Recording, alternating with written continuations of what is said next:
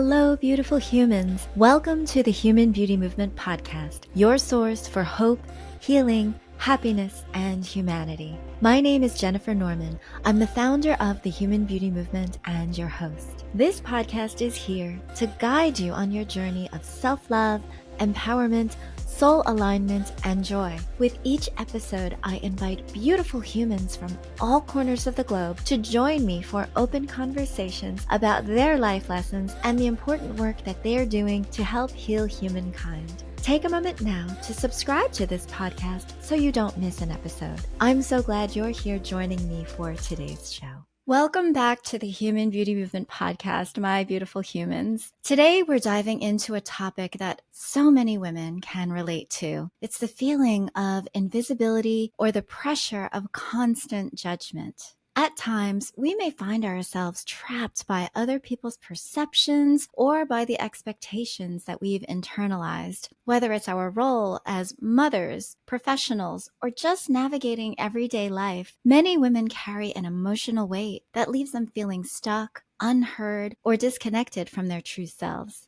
Our guest today, Karyn De Mol, is someone who truly understands these struggles and has dedicated her life to helping women break free. Karyn is a powerhouse of knowledge and healing with a toolbox of therapeutic approaches. She's a licensed Creatrix Transformologist, a certified practitioner in EFT, a master practitioner of NLP and timeline therapy, a hypnotherapist, and a master practitioner of positive psychology and emotional intelligence. And if that wasn't enough, she's also a 10-time award-winning author. After overcoming life-changing experiences, including a personal battle with cancer, Karyn has helped hundreds of women release deep-rooted emotions, beliefs, and actions that keep them feeling stuck. Today, we'll talk about everything from how people-pleasing habits lead us to self-sabotage, to the emotional and psychological roadblocks that hold us back from living fully. Karyn will share actionable insights that you can apply to break free from anxiety, depression, and destructive behaviors, while also fostering healthier relationships and self-love. By the end of today's conversation, you'll leave feeling empowered with new perspectives on how to reclaim your power and embrace your authentic self. An important note that this podcast is for information and entertainment purposes only. We do not treat, prevent, or cure any diseases, and we don't offer medical advice. No one is responsible for your health and wellness but you. So do seek the counsel of your licensed medical practitioner, counselor, or therapist for your own individual care. So now let's get started and welcome Karyn De Mol to the show. Welcome, Karyn. I'm so happy that you're here. Thank you so much, Jennifer. I'm very excited to be here, and thank you for the amazing introduction. All the way from Sydney, Australia. So exciting. I'm sure that a lot of people are wondering, like, well, down under, there must be this thing called Creative Transformologist because I've never heard of it in the United States. Would you be able to explain to those who have never heard of this before, what is a Creatrix Transformologist? And yes, it is actually born from Australia. A woman in Australia designed it, but now because of Zoom. And if someone in America wants to become a Creatrix Transformologist, let me know and I will actually hook them up with a trainer. Thanks. So Creatrix Transformologist is this amazing process which is designed for women only. It's designed by a woman for women, and it aligns our head, heart, and gut, which is different to a lot of the other modalities out there. As a woman, we need all three aligned. So we need processes that actually do that. And having studied, as you said in my introduction, NLP, timeline therapy, a lot of the energy stuff, which you have never mentioned, they are fantastic. I love them. But when I discovered Creatrix, I realized I wanted it for my clients. But even more so, I wanted it for myself.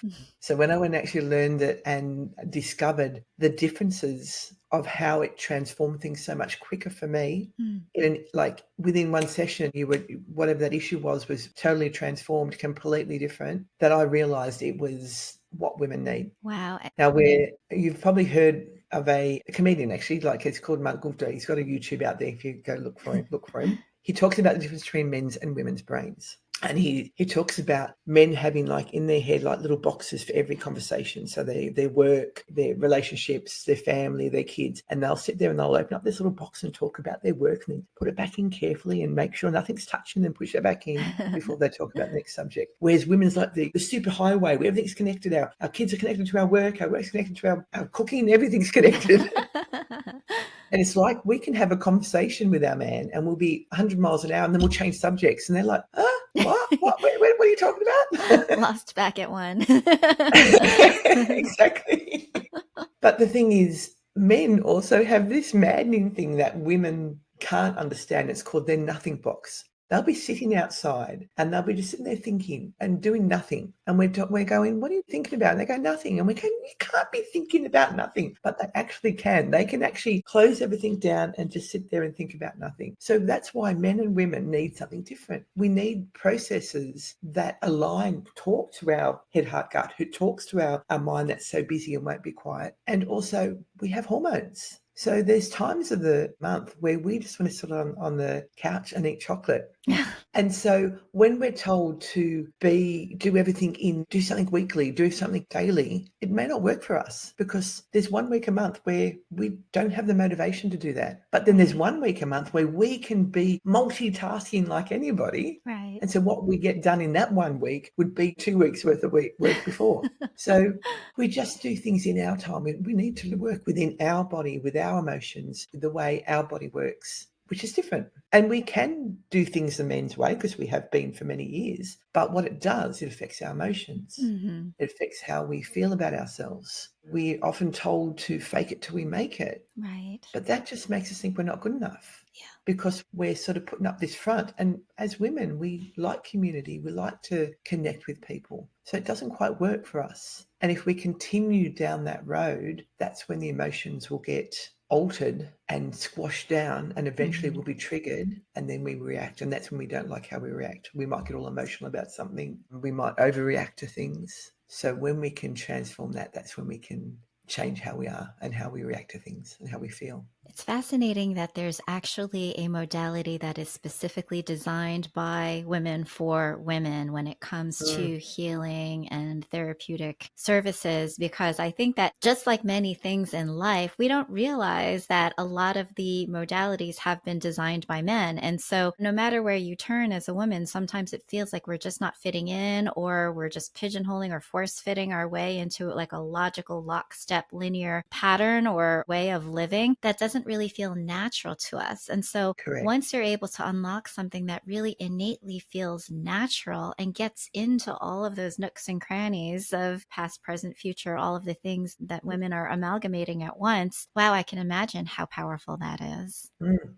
And ultimately when you get the lessons from within, like as opposed to some things, obviously the therapist is guiding you. It's the same thing, but the answers to solve the problem is coming from within. That's when you'll actually understand it and actually take it on board. I could tell you, Jennifer, that you're the smartest person in the world, you're a great public speaker, all these things, and you're beautiful. But if you don't believe them, you're just going to, It's so true. whatever, off a duck's back. Yeah. But when you actually get those lessons from within in a way that transforms how you see that, then you react differently. Yeah. You feel differently. There's so many things about the way that we are socialized where it almost seems like if you do get a compliment, it's like, oh, you deflect. You don't want to seem like you're being stuck up or conceited, or sometimes it's hard to just say thank you about that, or just really take that compliment or believe in yourself as much. Perhaps it's some level of perfectionism or something in the back of our minds that's saying, well, I aspire to be this and I'm not there. And I just see this gap, this large gap, and I'm not there. And then you feel worse about yourself because of the comparison. I think that perhaps it's because we are more socially bonded than men are. And so we look to the outside perhaps more for cues of how we're supposed to be, rather than really having a good sense of who we are from an early age and then cultivating that. Sometimes it takes women a lifetime, and men too for that matter, but a lot of women just will not really know themselves until later in life and feel stuck and kind of put up with life.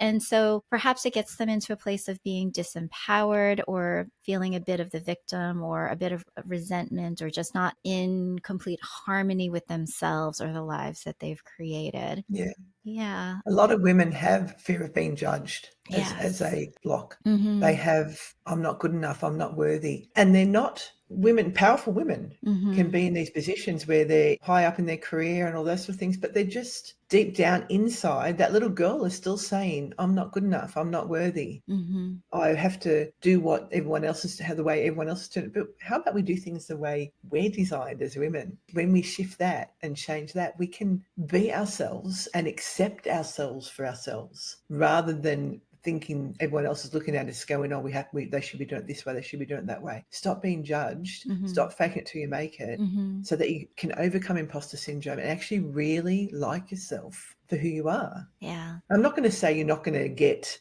things happen in your life, because you're going to experience things that pop up, but you have the resilience to deal with it. That's what it actually does for you. It gives you the resilience to tackle things that pop up in your life, because there's always life does throw curveballs at you. Yeah. Like, when I got cancer, it threw a curveball at me.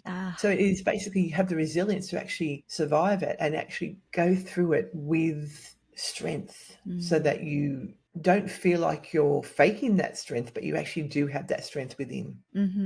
That's what's changing. Yeah, there's been a bit of a movement lately. I appreciate that you so much talk about root cause and getting to like the core, the meaty middle, the meaty, messy middle of what the issue is. Because I was listening to a Huberman podcast the other day where they were talking about stress and how we wish that there were more words for stress than there really is. Because you just say, I'm stressed. And it could be for a million different reasons. It could be because of your health. It could be because you got a presentation at work. It could be because you're about to run a marathon. There could be a million different reasons, but as soon as you say, oh, I'm so stressed, it automatically puts you in this mindset of just feeling like trapped or debilitated and overwhelmed. Yet, I think that in many cases, if you're stressed, for example, and you're about to give a presentation to the CEO, taking a bubble bath is not what you really want to do. That's not really like that kind of self-care. You want to get yourself like motivated and preparing and building that resilience, building that strength, and building up your skills. And so it's not a one size fits all. Once you say, oh, I'm so stressed, that it's like, okay, well, take time for you. No, that's, I mean, there's different things. And so knowing what the root cause of your stress is and what's going on becomes kind of important, don't you?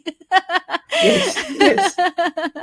And stress is also layered. Yeah. Basically, if you were just doing a thing for your boss, but nothing else was going on in your life, well, then you wouldn't be stressed. Then you could focus potentially, that last thing that's been layered on that causes the stress. You could have 10 things going on, and you just layer on that 11th. You've got all your balls up with in the air with the 10 things, and you get an 11th thing that's like, I can't do anymore. Yeah. So it comes down to not just taking a bubble bath. It's identifying what pushes you to your stress levels, and what is it that you sometimes have to just say no to something.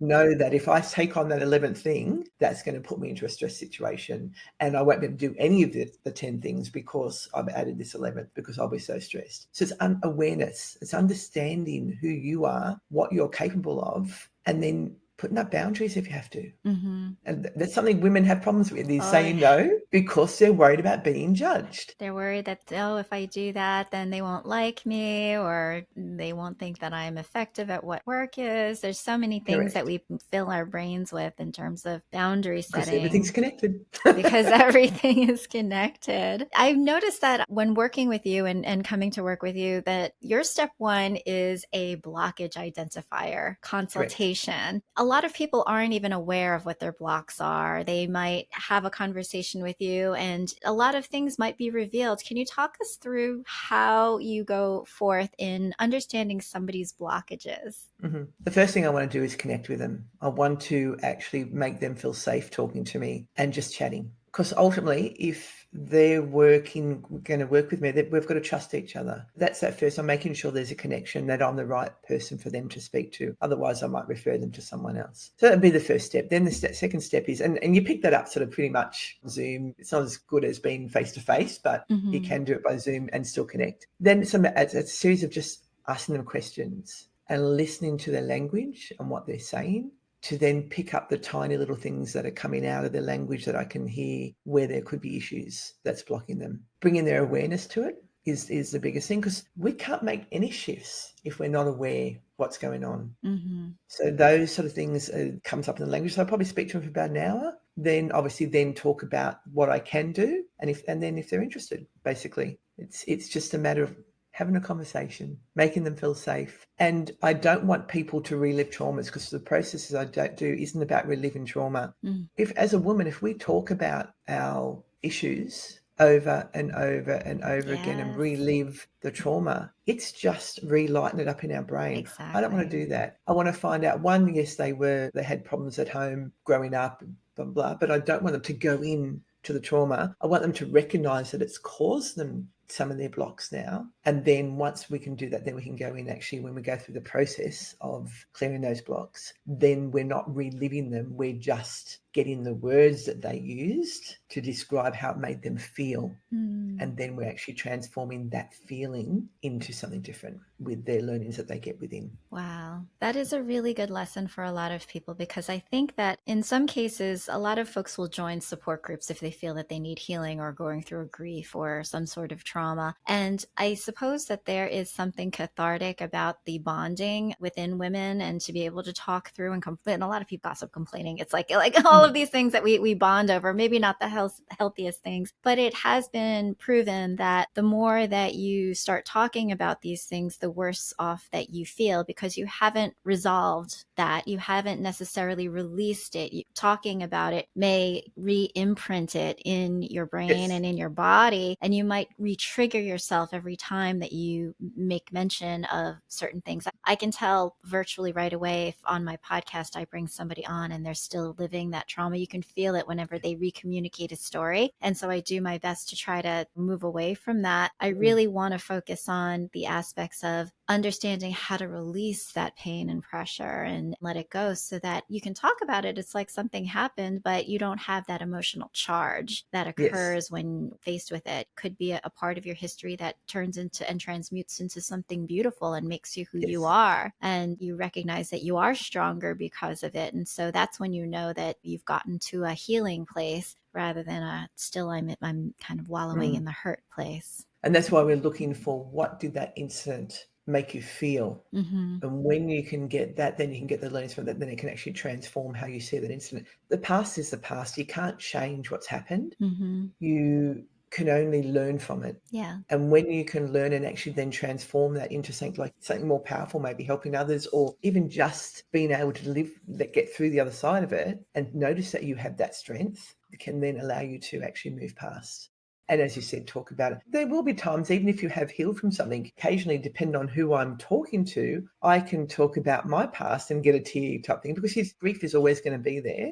I had a lot of grief in my life. So that grief sometimes still pops up every now and then. Doesn't mean I haven't healed from it. It just means the company I'm in, I think you take off the company that you're with, and you might actually feel their feelings as well. So when you're talking about it, you sort of, drawing what they're thinking as you're talking, and then you might get a bit, oh. Yeah, that's empathy. But there's no reason to have to relive things. And as you said, women, it just depowers them. It makes them sort of get lost in that past, but not heal from it.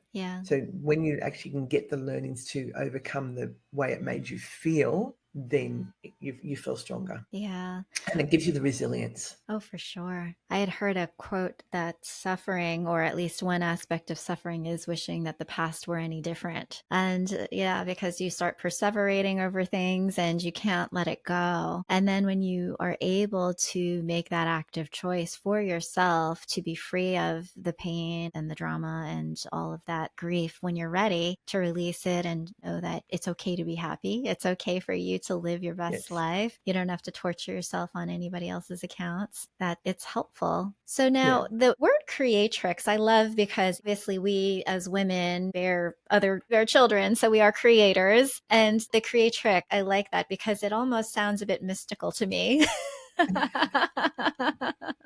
And there is a reason for that as well, because a lot of our traumas may not be ours. They could be Very good passed down point. through the genes. Yeah, epigenetics. So as women, we give birth, as you said, and those traumas can be passed down through our great-great-great-great-great-great-grandparents type thing. So even wanting to understand a trauma or why you react that way, you may never know because it may not actually be yours. It may not be a memory that you have. So that's where the emotion comes in. What do you feel when that happens? And when we actually clear that, we can clear it up through, like, it's the way the process is being set up is to go through the epigenetics to actually clear through the genes. And that is one of the extra things that's different about Creatrix to the other modalities, and the fact that it's designed for women and it aligns the head, heart, and gut. If you keep on looking for a trauma or why you react to something and you just don't know, that's why people may go searching to clear something. But if it's not in their body that they can remember, they don't know why it's happened, and they're always looking to find the why it happened, then they never will. So that's why you just need to look at why. What do you feel when it happens? What does that make you do? How do you react? And then getting and working on that, as opposed to always trying to, you can't always find the root cause. And to that point, do you think that a lot of people are just trying to make meaning of what happened? And if there is no why, or maybe it's not a discoverable why, maybe it is something in epigenetic past, passed down from great grandmothers or what have you. I've heard from Indigenous and Black, at the African American experience, a lot of people are like, oh, get over it. We're in a different place now. But for some people in certain marginalized populations,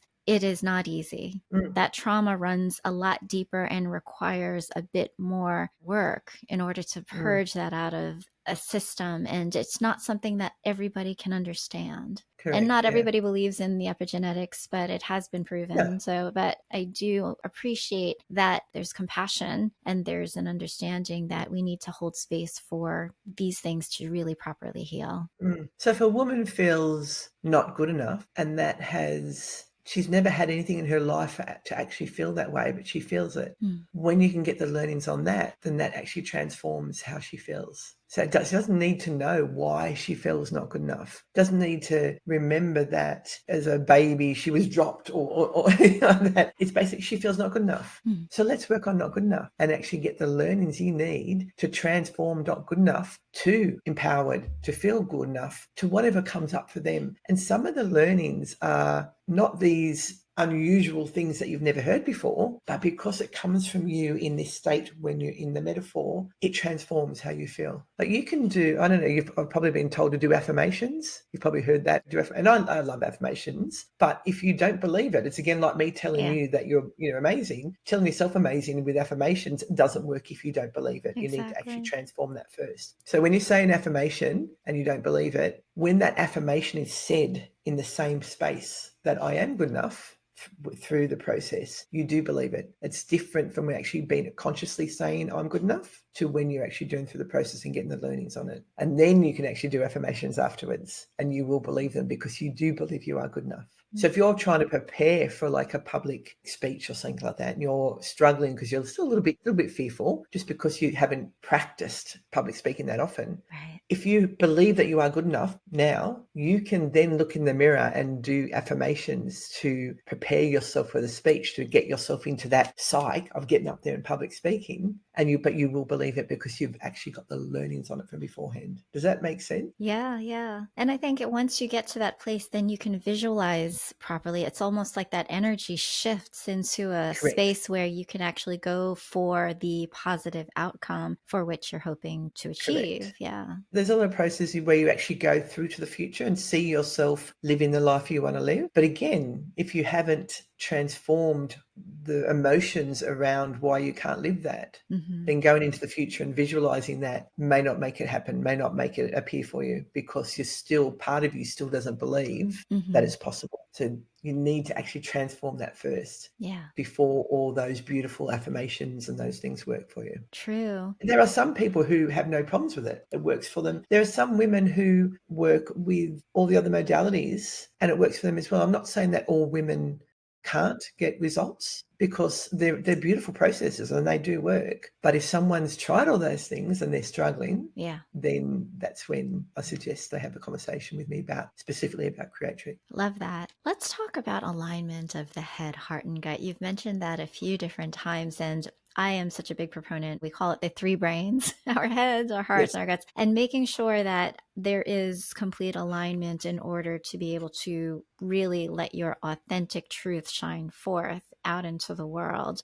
Because if you're acting on any two of the three or just one of the three, then you're probably not going to feel great. It might be harder, more difficult for you to actually get to where you want to go. How do you help people get alignment with their head, heart, and gut? Because that's obviously when they believe in themselves, they'll trust their intuition. When they love themselves, their heart's connected. And your brain is, again, when you've let go of all that stuff that's running in there, thinking that you're not good enough, you're not smart enough, you just can't do any of these things. When you believe that, you love yourself and you trust your intuition. So it is actually just getting all three aligned by truly believing that you have that capability. And women just don't have that naturally when they've had traumas or when they've had things happen in their life, because they disconnect. They don't trust their emotions. They overreact. I don't know if it's about you, but like if you're sort of having an issue, quite often your stomach reacts when you're pondering over something and you're thinking, oh, a bit nervous. Well, our stomach sort of goes with that as well too. So when we actually believe that we can do it, our stomach's more aligned, and definitely our heart. Like women definitely need their heart connected to most things that they do. That's why everything is so connected for us, because our heart drives how we live our lives. And if we stop listening to that, which is quite often we do because of things that have happened in our past or the way that we react to things, then it's hard to live authentically. I often find that people will go through and whatever they're thinking, they're looking for confirmation bias almost. It's, if they think that they're not good enough, then they're going to look for every cue, everything that is going to tell them that they're not good enough. Whereas like there could be a ton, just like you said, if somebody tells you you're wonderful, there could be a ton of evidence to the contrary, but you won't believe it. You won't see it. It won't be yours to really obtain. And that is part of that difference of making that inroad into stepping into that positive aspect of yourself that you can take baby steps towards and believe. And then that could uncover and reveal something bigger. And then another step forward, something else that could be on the path of you actually feeling really good about yourself. So it's not like you're trying to do gymnastics for the Olympics and you don't know how to do a cartwheel. I mean, that's not like you're going to go from 0 to 60 overnight. It takes skill and it takes practice, and it takes a lot of grace for us to have patience and understanding and diligence and be able to have that mindset of strength that I'm going to go through all of this because I think it's worth it, and getting excited about it. But if it's something that you feel like you're just justifying, well, I'm going to marry that guy because XYZ, or I'm going to go for that job because it seems pretty stable. We're going to rationalize and we'll say all these things, even though in our guts, we were like, you get that feeling like, or your heart is kind of like, you're not sure. You really want all three of them to just light up and be energized. That's when you know it's right for you. And we need to learn to listen to all three. Yeah. Because that's the thing too. We don't. A lot of times we're listening to everybody else and not ourselves. Yeah. And that's because we're worried about what other people think of us. So when we stop believing in ourselves, that's when everything gets out of alignment. And when we can get that back, that's when we can start to listen to all three. Yeah. I often recall when my dad was getting up in years, he's no longer with us, God rest his soul. But when he was getting up in years, he would come downstairs and he'd have like this chewed up hat that he loved to wear and some ratty old clothes. And I was like, Dad, are you sure you want to wear that? And he's like, I stopped caring about what other people think. And I'm like, do we aspire to that? Or is that how we should be? Like, maybe he's got a point there. What would you say? Like, if a woman's like, am I just going to let myself go because I'm so comfortable with myself and not care what anybody else thinks or what? How would you respond to that? Go for it. Exactly. That's what they should do. Because why should we judge them? Why should we judge them for doing what they want to do? If that's what, as long as someone's not harming someone else, why can't they wear that fisherman's hat or whatever it is that they want to do? If it makes them happy. Because ultimately, we worry about what other people think of us. If someone can actually go out there, why should we judge them for doing what we're worried that other people are going to judge us for. And we do. Because We that's why do. we're actually thinking they shouldn't be wearing this, because we're worried about if we're with them, what's other people going to think? That's us thinking about ourselves, not thinking about them. Yeah. If someone feels that way, we support them. But again, it comes down to, if something's not a problem for them, it's not a problem. We shouldn't try to change someone if it's not a problem for them, as long as it's not harming someone else. Yeah, that's a very good point. I think that there is not harming, and there's also respect, like respecting an Yes. occasion, respecting the socialization and the appropriateness of things. And so it's not to say just screw it and go running around naked downtown or anything like that. Exactly. I mean, it's like, There's laws. There's laws you're going to follow. there is. Oh, darn. Can't go running naked downtown. What am I going to do? Karyn, what am I going to do? There's beaches for that. There are places and spaces for just about anything. Correct. So if somebody comes to you and is like, okay, I'm struggling with my emotional well-being, I'm just suffering and feeling stuck in life, is there something that is just like a simple methodology? I'm thinking like podcast version, obviously, because Right. I know that there's a whole lot of work that goes into a relationship and a healing process in therapy. And sometimes podcasts diminish that. I want to give due respect to the process and not looking for quick fixes. But I'm curious if there are certain things that women get in a habit of doing or saying or being that you think might be something to bring more awareness to, that they might be able to correct on their own. Yeah, definitely. The best thing I can think of to bring awareness is journaling. And I know some people don't like doing it because it can be hard. When I journal, I tend to prefer to be a typewriter. For some reason, my fingers type better than writing. I can't read my own writing back. So I can sit there and just type. And I say to do it without, don't think, just start typing. And if you're struggling, just start typing, there's a dog walking down the road and blah, blah, blah. And then how does that make me feel? And then just start sort of bringing in your feelings throughout the process. If you do it without thought and then read it back, you may get some real aha moments of what's going on for you. So when I was doing the course myself all these years ago, and I woke up in the middle of the night with crying. So I got like a suppressed emotion, and I talk about that with my clients. If a suppressed emotion, I did a suppressed emotion for a client when I was in hospital with my cancer, because a suppressed emotion came up for it. I jump on it straight away for them.